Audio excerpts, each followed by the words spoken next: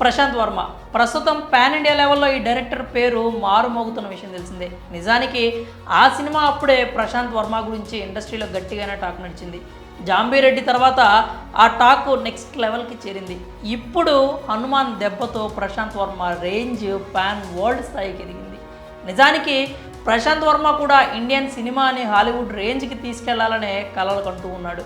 తన కెరీర్లో అలాంటి ఒక ఫీట్ని సాధిస్తాడని టాలీవుడ్ ప్రేక్షకులు మాత్రమే కాదు, ఇండస్ట్రీ పెద్దలు కూడా ఆశాభావం వ్యక్తం చేస్తున్నారు.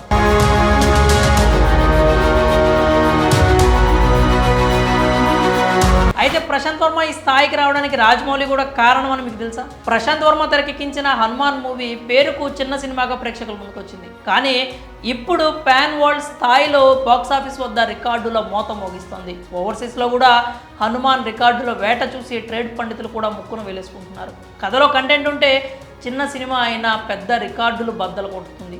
అయితే ఒక్క హనుమాన్ సినిమాతో ఈ క్రేజ్, ఈ రికార్డులు ఆగిపోతాయని అనుకోవట్లేదు. ఎందుకంటే మొత్తం ప్రశాంత్ వర్మ యూనివర్స్లో 12 మంది సూపర్ హీరోలు ఉన్నారు.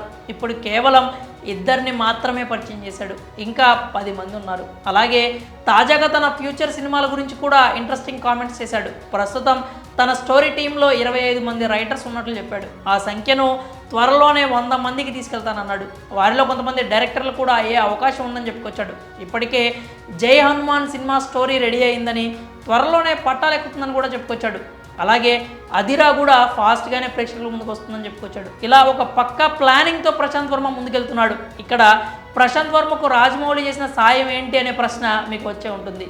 అవును, రాజమౌళి ప్రశాంత్ వర్మకు చాలా గొప్ప సాయమే చేశాడు. అదేంటంటే ప్రశాంత్ వర్మ కాలేజీలో ఉన్న సమయంలోనే రాజమౌళికి మెయిల్స్ పంపాడు.